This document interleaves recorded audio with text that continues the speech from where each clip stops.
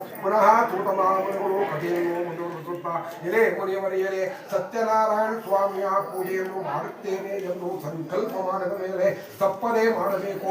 ಇಂದು ಮಾಡುತ್ತೇನೆ ನಾಳೆ ಮಾಡುತ್ತೇನೆ ಎಂಬುದಾಗಿ ಮುಂದೂಡುತ್ತಾ ಹೋಗಬಾರದು. ಅದಕ್ಕೊಂದು ಕಥೆಯನ್ನು ಹೇಳುತ್ತೇನೆ ಕೇಳಿದೆ ಎಂಬುದಾಗಿ ಕಥೆಯನ್ನು ಮುಂದುವರಿಸುತ್ತಾ ಒಮ್ಮೆ ಒಂದಾದ ಊರಿನಲ್ಲಿ ಬಹಳ ಐಶ್ವರ್ಯವಂತನು ಬುದ್ಧಿಶಾಲಿಯಾದಂಥ ಉಲ್ಕಾಮಕನೆಂಬ ಒಬ್ಬ ರಾಜನಿದ್ದರು. ಈ ರಾಜನಿಗೆ ಭಗವಂತನು ಎಷ್ಟೇ ಐಶ್ವರ್ಯವನ್ನು ಕೊಟ್ಟರು ಮಕ್ಕಳ ಭಾಗ್ಯವು ಈತನಿಗೆ ಇರಲಿಲ್ಲ. ಈತನ ಹೆಂಡತಿಯಾದ ಭದ್ರಶೀಲಿಯು ಬಹಳ ದೇವಭಕ್ತರು.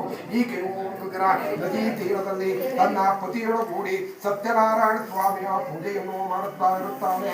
ಆ ವೇಳೆಗೆ ಅಲ್ಲಿಗೆ ಒಬ್ಬ ಭಕ್ತರು ವ್ಯಾಪಾರಕ್ಕೋಸ್ಕರ ಬಂದಂತವರು ನಾವೆಯನ್ನು ನದಿಯ ದಡದಲ್ಲಿ ಇರಿಸಿ ರಾಜನು ಮಾಡುತ್ತಿರುವ ಪೂಜಾ ಸ್ಥಳಕ್ಕೆ ಬಂದು ಆ ರಾಜನು ಮಾಡುತ್ತಿರುವ ಪೂಜೆಯನ್ನು ವೀಕ್ಷಿಸಿ ಪೂಜೆ ಎಲ್ಲವೂ ಮುಗಿದ ನಂತರ ಆ ರಾಜನನ್ನು ಕೊಂಡು ಕಳುತ್ತಾರೆ. ಮಹಾರಾಜರೇ, ನೀವು ನಿಮ್ಮ ಅರಮನೆಯ ಸಕಲ ವೈಭವವನ್ನು ಬಿಟ್ಟು ಈ ನದಿ ತೀರದಲ್ಲಿ ಮಾಡುತ್ತಿರುವ ಈ ಪೂಜೆಯಾದರೂ ಯಾವುದು? ಇದನ್ನು ಇಲ್ಲಿ ಏತಕ್ಕಾಗಿ ಮಾಡುತ್ತಿದ್ದೀರಾ? ಇದನ್ನು ಮಾಡಿದರೆ ಏನು ಪ್ರಯೋಜನ ಎಂಬುದಾಗಿ ಕೇಳುತ್ತಾರೆ. ಆಗ ರಾಜರು ಇದೇ ವರ್ತಕರೇ, ನನಗೆ ಭಗವಂತರು ಎಷ್ಟೇ ಐಶ್ವರ್ಯವನ್ನು ಕೊಟ್ಟರು ತಗ ಮಕ್ಕಳ ಭಾಗ್ಯವನ್ನು ಕೊಡಲಿಲ್ಲ.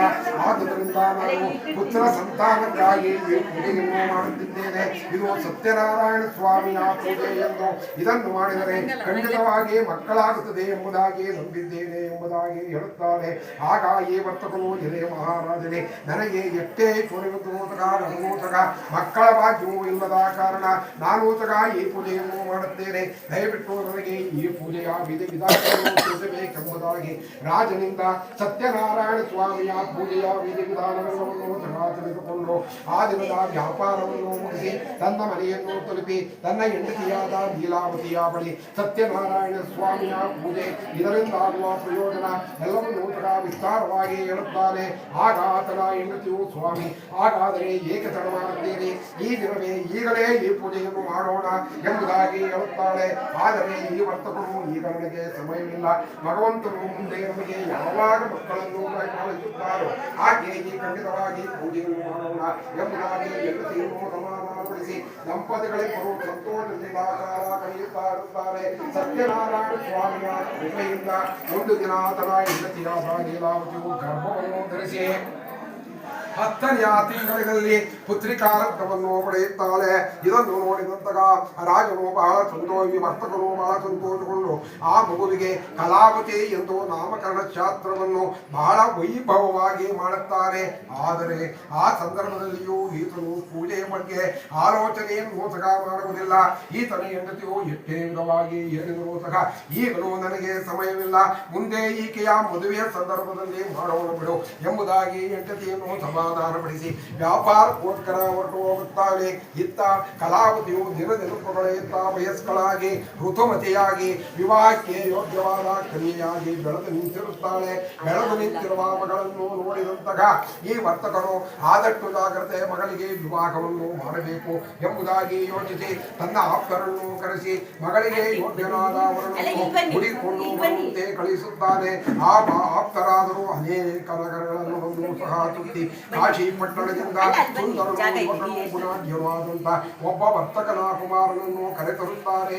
ಆಗ ಈ ವರ್ತಕನು ಆ ಕುಮಾರನನ್ನು ನೋಡಿ ಇವನು ನನ್ನ ಮಗಳಿಗೆ ಯೋಗ್ಯನಾದ ವರನು ಎಂಬುದಾಗಿ ಭಾವಿಸಿ ತಮ್ಮ ಕುಲಧರ್ಮ ಪದ್ಧತಿಯಂತೆ ತಮಗೆ ಕೊಟ್ಟು ವಿವಾಹ ಕಾರ್ಯವನ್ನು ಬಹಳ ವೈಭವವಾಗಿ ಮಾಡುತ್ತಾನೆ.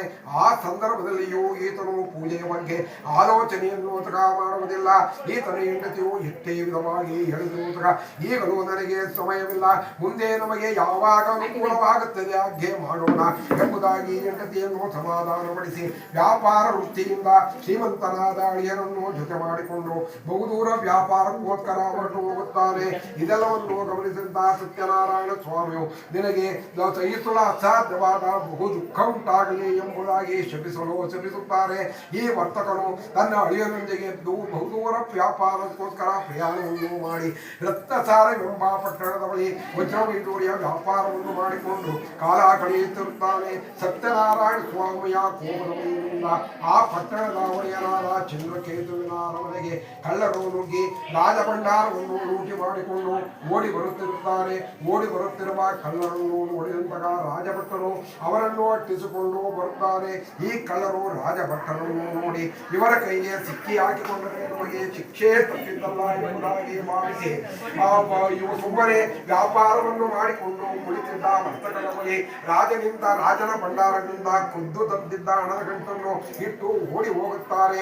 ಈ ರಾಜಭಟ್ಟರಾದರೂ ಆ ವರ್ತಕರ ಬಳಿ ಬಂದು ಇವರ ಬಳಿ ಹಣದ ಗಂಟಿರುವುದನ್ನು ನೋಡಿ ಇವರೇ ದೊಡ್ಡ ಕಳ್ಳರು ಎಂಬುದಾಗಿ ಭಾವಿಸಿ ಅವರಿಬ್ಬರನ್ನು ಆ ಗಡಿಯಿಂದ ಕಟ್ಟಿ ರಾಜನ ಬಳಿ ಕರೆತಂದು ಮಹಾರಾಜರೇ ಇಬ್ಬರ ಕಳ್ಳರನ್ನು ಮುಂದುವರಿಸುತ್ತಾರೆ.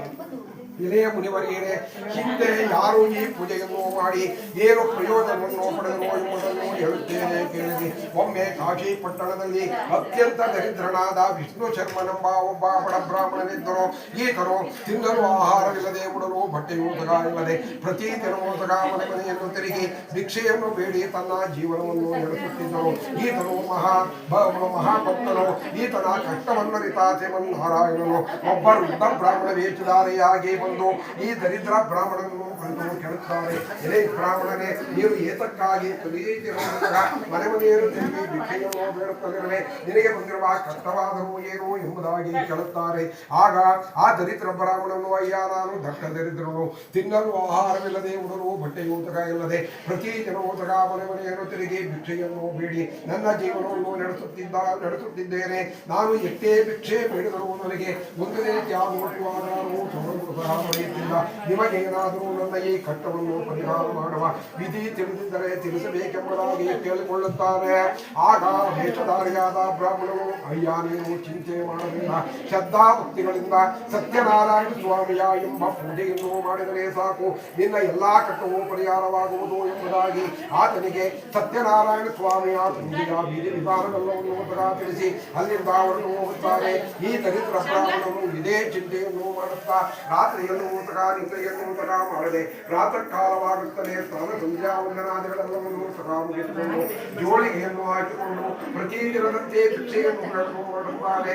ಆ ದಿನ ಆತನಿಗೆ ಸತ್ಯನಾರಾಯಣ ಸ್ವಾಮಿಯ ಕೃಪೆಯಿಂದ ಹೆಚ್ಚಾದ ದವಸ ಧಾನ್ಯ ಹಣ ಎಲ್ಲವೂ ಹೆಚ್ಚಾಗಿ ದೊರೆಯುತ್ತದೆ. ಈತನು ಬಹಳ ಸಂತೋಷಗೊಂಡು ತನ್ನ ಮನೆಯನ್ನು ತಲುಪಿ ಶ್ರದ್ಧಾಭಕ್ತಿಗಳಿಂದ ತನ್ನ ಶಕ್ತಿಗೆ ಅನುಸಾರವಾಗಿ ಸತ್ಯನಾರಾಯಣ ಸ್ವಾಮಿಯ ಪೂಜೆಯನ್ನು ಮಾಡುತ್ತಾರೆ. ಅಷ್ಟೇ ಅಲ್ಲದೆ ಪ್ರತಿ ಪೌರ್ಣಮಿ, ಸಂಕ್ರಾಂತಿ ಮುಂತಾದ ಪರ್ವಕಲಾ ಕಾಲದಲ್ಲಿ ಸತ್ಯನಾರಾಯಣ ಸ್ವಾಮಿಯ ಪೂಜೆಯನ್ನು ಮಾಡುತ್ತಾ ಇಗಲೋಕದ ಸಮಸ್ತ ಭೋಗವನ್ನು ಅನುಭವಿಸಿ ಕಡೆಗೆ ವೈಕುಂಠ ಲೋಕವನ್ನು ಪಡೆದರು ಎಂಬುದಾಗಿ ಸೂತ ಮಹಾಮನಿಗಳು ಶೌನಕಾದಿ ಮಹಾಮನಿಗಳಿಗೆ ತಿಳಿಸುತ್ತಾರೆ. ಆಗ ಶೌನಕಾದಿ ಮಹಾಮನಿಗಳು ಮತ್ತೆ ಪ್ರಶ್ನೆ ಮಾಡುತ್ತಾರೆ, ಎಲೆ ಮುನಿವರೆಯರೆ, ನೀವು ಈ ಬ್ರಾಹ್ಮಣನನ್ನು ಬಿಟ್ಟು ಮತ್ಯಾರೂ ಈ ಪೂಜೆಯನ್ನು ಮಾಡಲಿಲ್ಲವೇ ಎಂಬುದಾಗಿ ಕೇಳಿದಾಗ ಎಲ್ಲರೂ ಮಾಡುತ್ತಾರೆ. ಒಮ್ಮೆ ಒಂದಾನದಲ್ಲಿ ಒಬ್ಬ ಕಟ್ಟಿಗೆ ಮಾರುವವನು ಕಾಟಾಗ್ರಾಹಿಯು ಕಾಡಿನಿಂದ ಸೌದೆಯನ್ನು ತಂದು ಅದನ್ನು ಮಾರಿ ಅದರಿಂದ ತನ್ನ ಜೀವನವನ್ನು ನಡೆಸುತ್ತಾ ಇರುತ್ತಾನೆ. ಈತನು ಒಂದು ದಿನ ಕಾಡಿಗೆ ಹೋಗಿ ಅನೇಕ ಗಿಡಗಳನ್ನು ಪಡೆದು ವ್ಯಾಪಾರಕ್ಕೋಸ್ಕರ ಒಂದು ನಗರಕ್ಕೆ ಬರುತ್ತಾನೆ. ಬಿಸಿಲಿನ ತಾಪವನ್ನು ತಾಳದೆ ಆಯಾಸಗೊಂಡ ಕಾರಣ ಒಬ್ಬ ಬ್ರಾಹ್ಮಣನ ಮನೆ ಬಳಿ ಬಂದು ನೀರಿಗಾಗಿ ಬೇಡಿಕೊಳ್ಳುತ್ತಾನೆ. ಆ ಬ್ರಾಹ್ಮಣನ ಮನೆಯಲ್ಲಿ ಆ ಸಂದರ್ಭದಲ್ಲಿ ಸತ್ಯನಾರಾಯಣ ಸ್ವಾಮಿಯ ಪೂಜೆಯನ್ನು ಮಾಡುತ್ತಾ ಇರುತ್ತಾರೆ. ಈ ಕಟ್ಟಿಗೆ ಮಾರುವವರು ಅವರ ಮನೆಯ ಬಾಗಿಲಲ್ಲಿ ನಿಂತಿದ್ದು ಅವರು ಮಾಡುತ್ತಿರುವ ಪೂಜೆ ಎಲ್ಲವನ್ನು ವೀಕ್ಷಿಸಿ, ಪರಮಾತ್ಮ, ನಾನು ನಿನ್ನ ಪೂಜೆಯನ್ನು ಮಾಡುತ್ತೇನೆ, ದಯವಿಟ್ಟು ನನ್ನನ್ನು ಅನುಗ್ರಹಿಸಬೇಕು ಎಂಬುದಾಗಿ ಪ್ರಾರ್ಥಿಸಿಕೊಳ್ಳುತ್ತಾನೆ. ಈ ಬ್ರಾಹ್ಮಣನು ಮಾಡುತ್ತಿರುವ ಪೂಜೆ ಎಲ್ಲವೂ ಮುಗಿದ ನಂತರ ನೀರನ್ನು ಕುಡಿದು ತೀರ್ಥ ಪ್ರಸಾದವನ್ನು ಸ್ವೀಕರಿಸಿ ಹಾಗೂ ವ್ಯಾಪಾರಕ್ಕೋಸ್ಕರ ಹೊರಟು ಆ ದಿನದ ವ್ಯಾಪಾರವನ್ನು ಮುಗಿಸಿ ತನ್ನ ಮನೆಗೆ ಬಂದು ತನ್ನ ಬಂಧು ಬಳಗ ಎಲ್ಲರನ್ನೂ ಕರೆಸಿ ಯಥೇಚ್ಛವಾಗಿ ಸತ್ಯನಾರಾಯಣ ಸ್ವಾಮಿಯ ಪೂಜೆಯನ್ನು ಮಾಡುತ್ತಾ ಇವರ ವ್ಯಾಪಾರದಲ್ಲಿ ಬೆನ್ನುದಕ್ಕೂರುಗಿಯನ್ನು ಪಡೆಯುತ್ತಾ ಕಡೆಗೆ ವೈಕುಂಠ ಲೋಕವನ್ನು ಪಡೆದನು ಎಂಬುವರಿಗೆ ಸತ್ಯನಾರಾಯಣ ಸ್ವಾಮಿ ಕಥೆಯ 2ನೇ ಅಧ್ಯಾಯ.